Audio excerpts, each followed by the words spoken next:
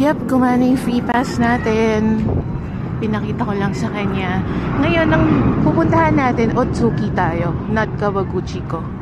Otsuki. And then we will go down to Shimishioda Station.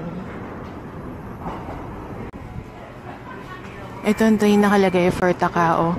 Basta pag ganon, pwede. Uy! Di nagbukas yung pinto.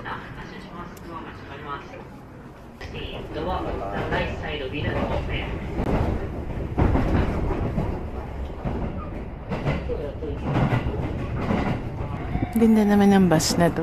Ay, train pala. At nandun lang yung train driver. Ayan, Shimoyoshida Station na tayo. And I think everybody's gonna go to the same place. Look at this. Ayan, Shimoyoshida Churito Pagoda. Ang cute ng uniform ng mga nag-work sa Japan.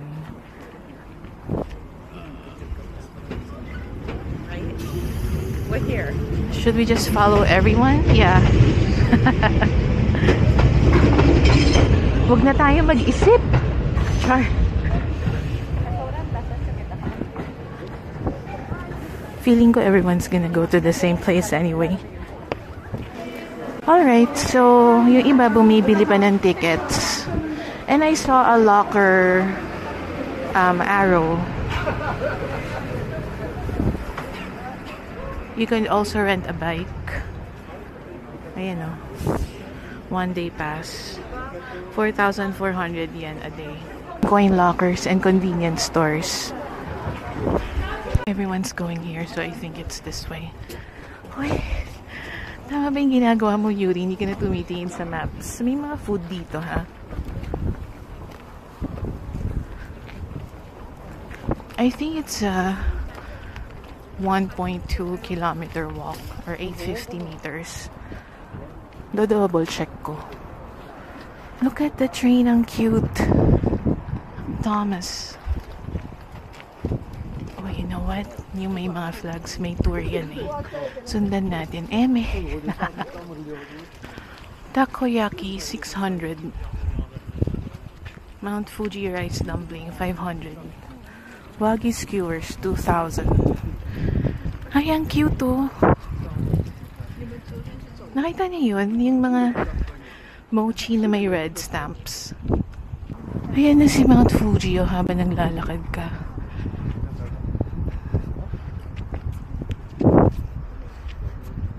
Mas mabilis pa sa akin yung mga seniors, mga mare. Mga tiles na ganyan no. Nakailan na akong nakakita ng ganyan. Iba-iba yung design. Ganda ng colors. I think that was a good 300 meters walk. Anyway, feeling ko ito na yung foot of the stairs na mahaba. And it's a Friday. And may mga natitinda ng fruits. Yung Fuji apple, 600 yen. Pwede mong ipaslice. They have those very sweet green grapes. May mga nagbebenta ng scallops and burgers doon. Pahinga muna ako dito. By the way, mga mare, hindi mo naman kailangan pumunta ng Churaito Pagoda. If you wanna see Mount Fuji, it's right there. There's a very good vantage point over there, dun sa farm doon. I guess you wanna do this to see the pagoda and also see if you can do it. And also see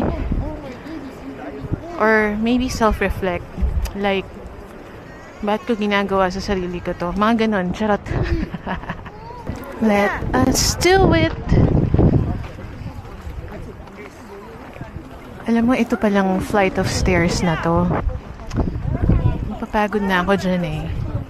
Sabi nila, if ayaw mo ng stairs, meron actually road. Winding road siya kasi iba may sasakyan. Diretso sila sa taas. Pwede mo rin gamitin yung road na yon if you want.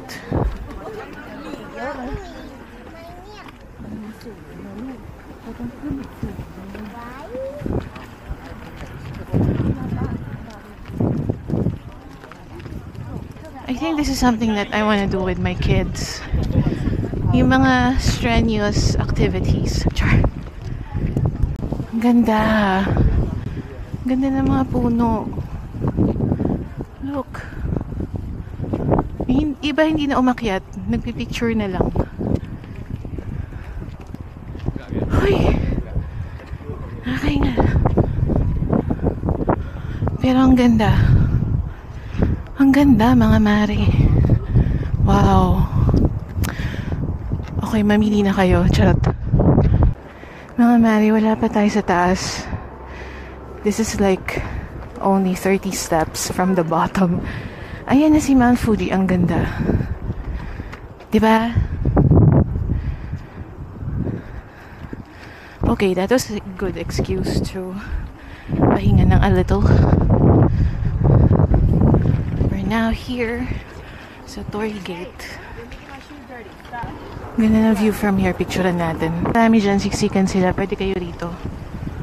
Ingat lang. Pero mas less tao.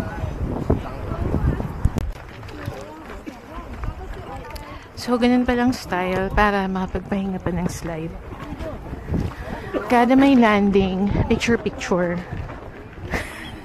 O, yun pala yung style ko. Kung kaya niyong tuloy-tuloy, of course, Gora.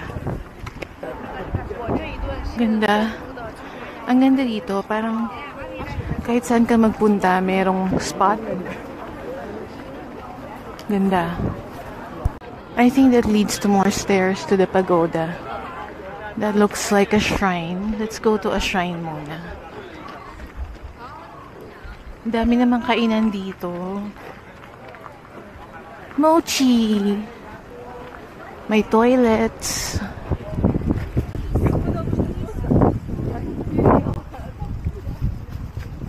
It's a shrine. No trespassing. Hindi. No trespassing doon.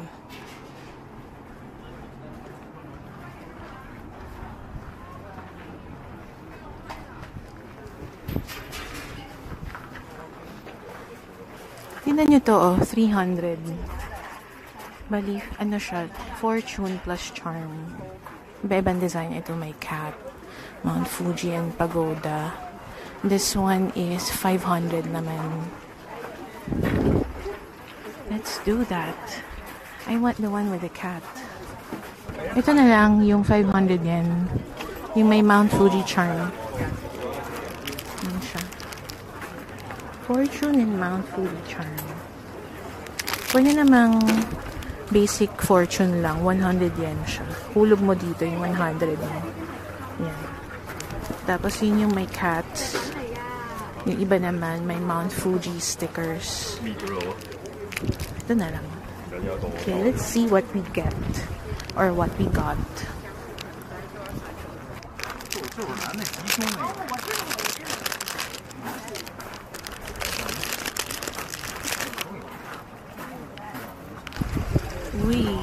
Number 27, favorable luck. Sabi rito, it is time to re-elaborate your vision. Your dreams and hopes may be too idealistic because of your personal beliefs, and this may hinder you in achieving your aims. Haste makes waste. Take time to think carefully about the reality of this now. Love. Your weak point can be a charm for a person who loves you. Mukha namang positive siya. Although, sinasabi na, kailangan kong pag-isipan yung mga ginagawa ko. Which is, dapat naman talaga, itago natin to. Yan yung sinasabi nilang pag ayaw mo maglakad, you can use this. Or that. Pero grabe yung incline. Feeling ko maghahagdan na lang tayo. Pero pababa, maybe we could pagulong-gulong na lang. Charot. Tara, akyat tayo.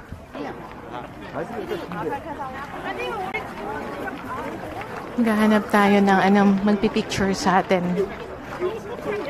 Dapat yung single, merong 8 digits sa bank account.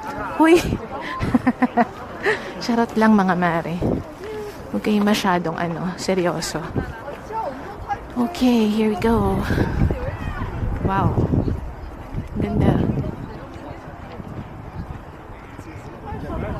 Perfect time of coming here because the leaves are turning.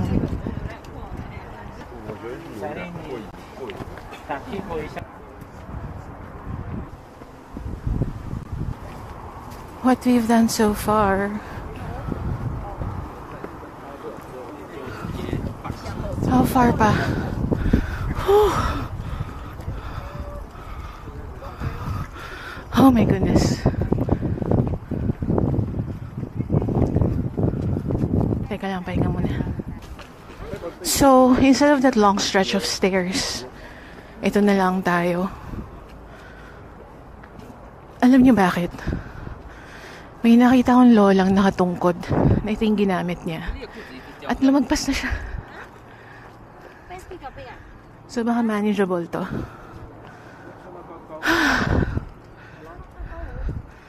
It's inclined but not as steep as the one I pointed out earlier. With this warning, caution monkeys, caution wild boar, warning electric fence. Anyway, nalagpasan na natin yun. And there's more there. I think we're just really gonna take the one without steps. Now, what is this path though? Let's check. If you go this way, yan yung tatahakin mo. But the winding road is there. Or mahagdan ka.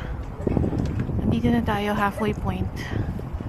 I will definitely make sure that this is added to the places that we will visit kapag pupunta ako dito sa Japan with the kids. Yung mga anak ko kasi, mga tamad yan sa bahay, sa gawaing bahay. I mean, sino mang masipag. Pero pagdating sa adventures,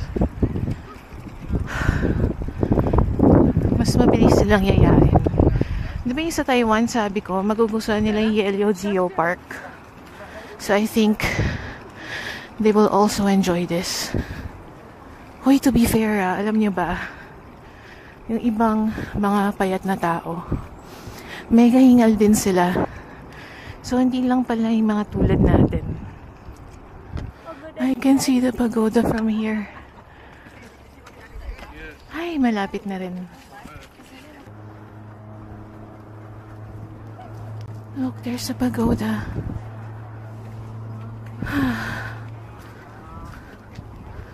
And Mount Fuji is right here.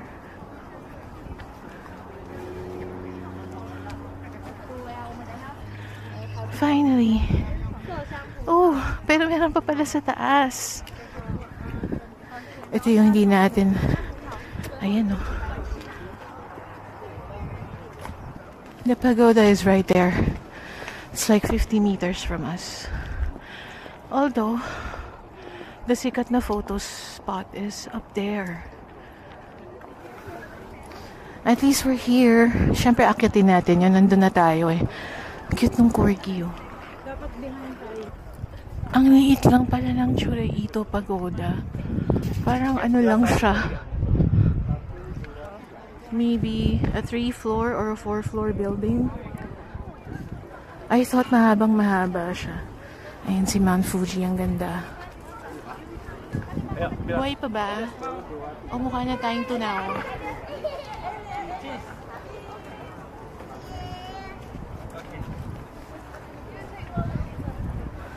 Konting lang. Let's do it. We're already here. After that space, look. Kita ba ng maayos sa camera? It's so beautiful. Bird, oh. Ayun yung bird. Yung bird. Sunod ka ba ya? Against the light eh.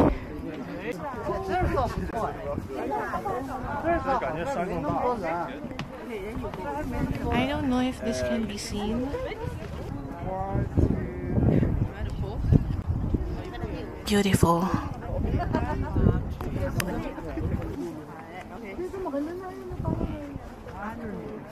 Let's try to get something that's good for a thumbnail.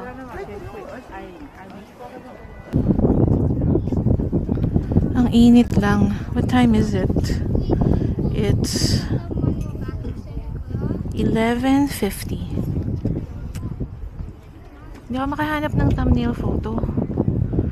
Gawa na lang natin ng paraan sa edit. Ganda. Sarap sana umupo dyan eh to view it, but it's really hot.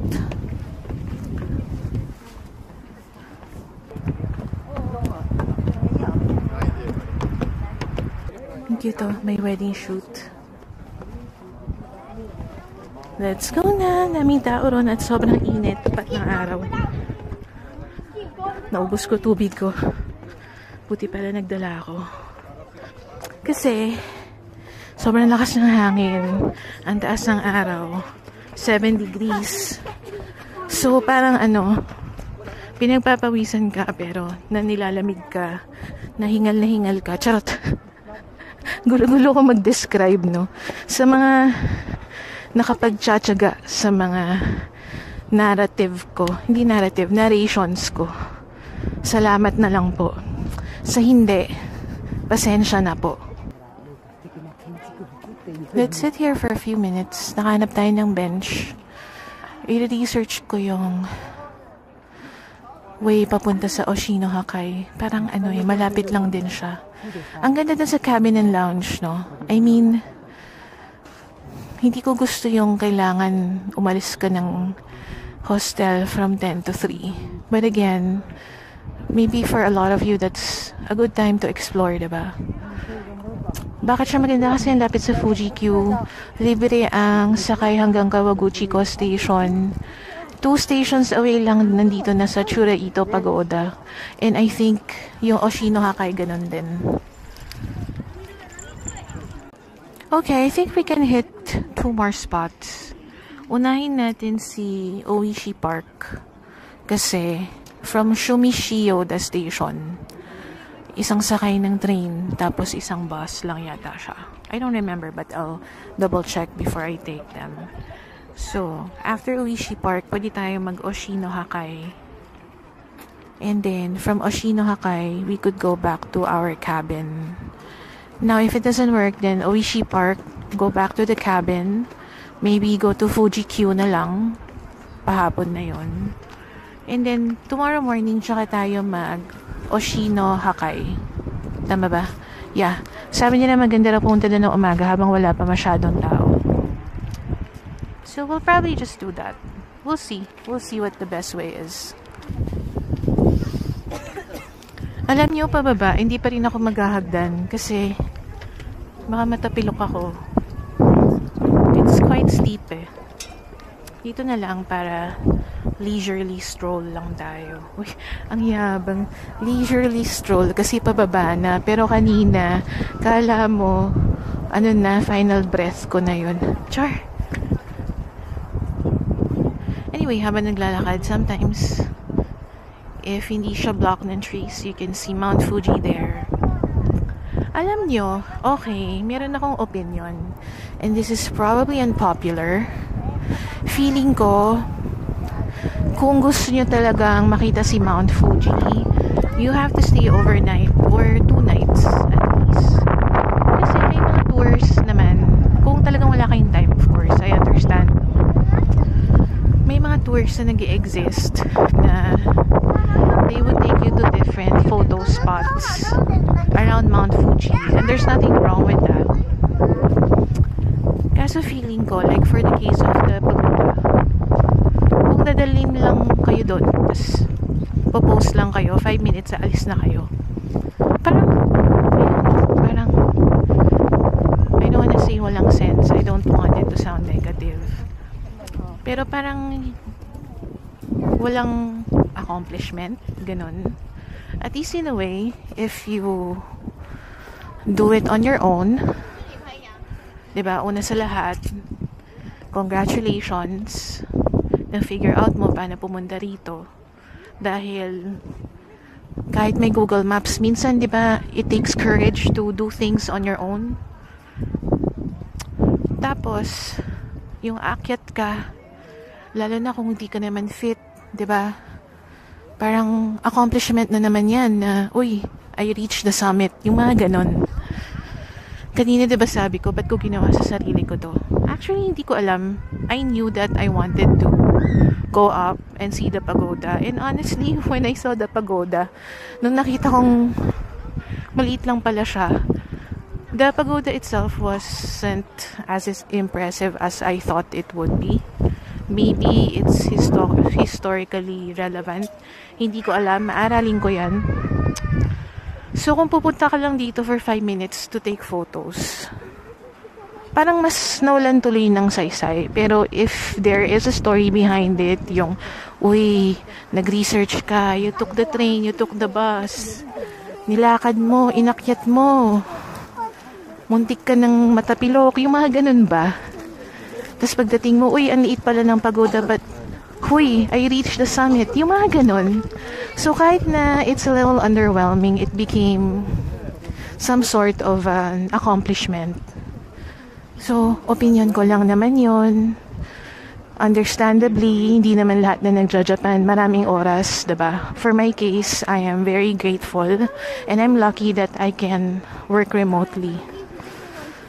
So, if in case pinag-iisipan mo, kung magdi-DIY ka ba, kung mag-overnight ka ba, then do it na. Kasi it means you're already considering it, then do it. Diba? Pero kung wala ka talaga ng time, ganun talaga. So, ayun, we are going to Oishi Park next. Mga in less than 45 minutes nandun na tayo. Ganda ng view, diba?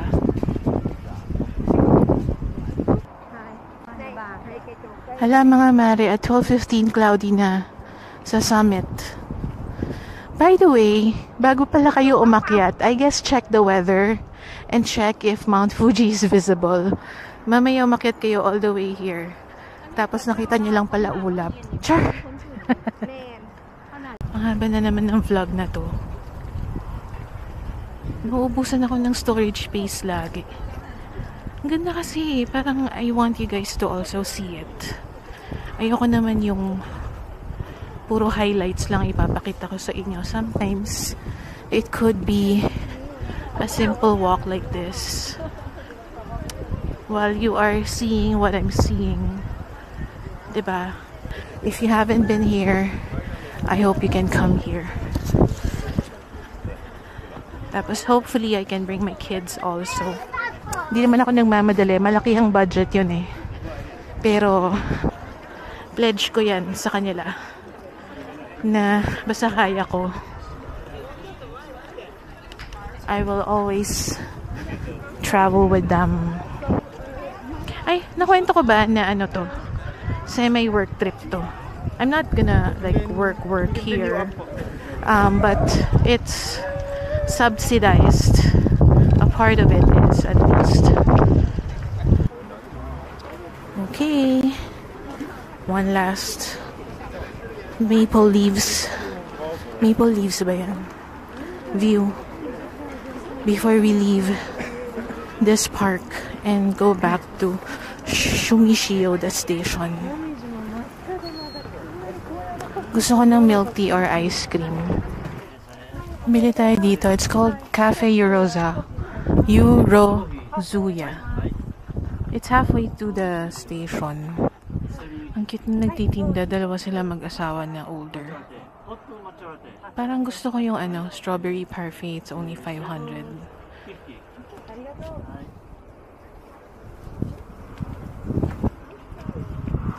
Meron pa naman sa station. Pero dito na lang tayo kasi ang cute ng mga nagtitinda. Gusto ko yung mga ganun, yung mga matatanda, tapos busy pa sila.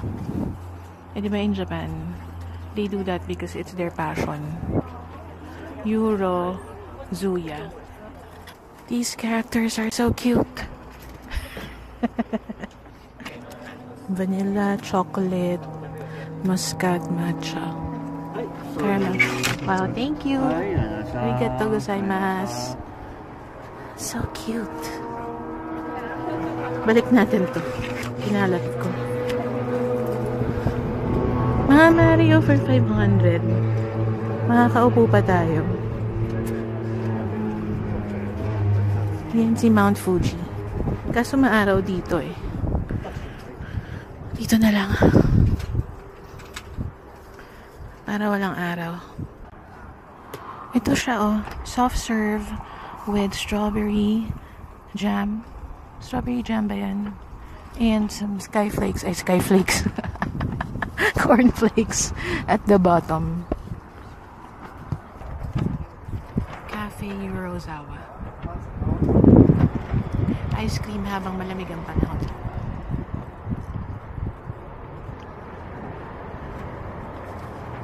Wow. Ang sarap ng soft serve niya. Very creamy. Parang masarap yung soft serve dito sa Japan. No? Parang may pagka salty in a way. Hindi naman super, very subtle lang siya.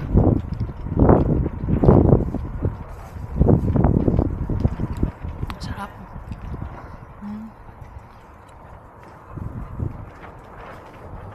Itong strawberry nila, very fresh.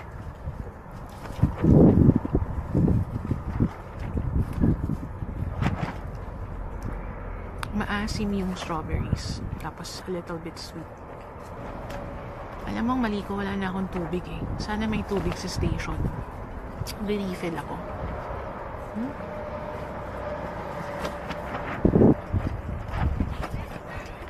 This is not bad for 500. Especially knowing na sino yung owners nito.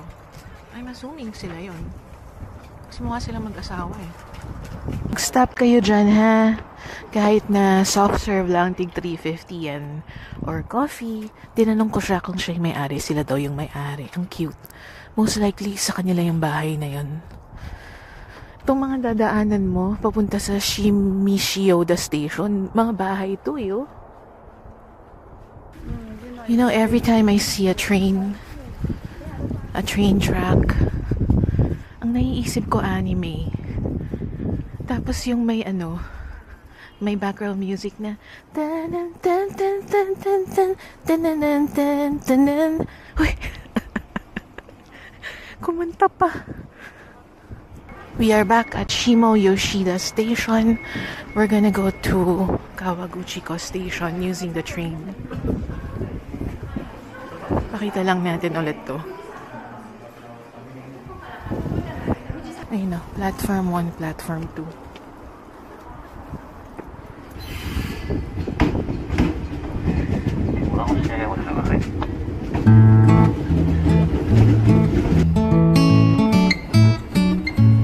Halimbawa, this is just a regular bus. The iconic Kawaguchiko.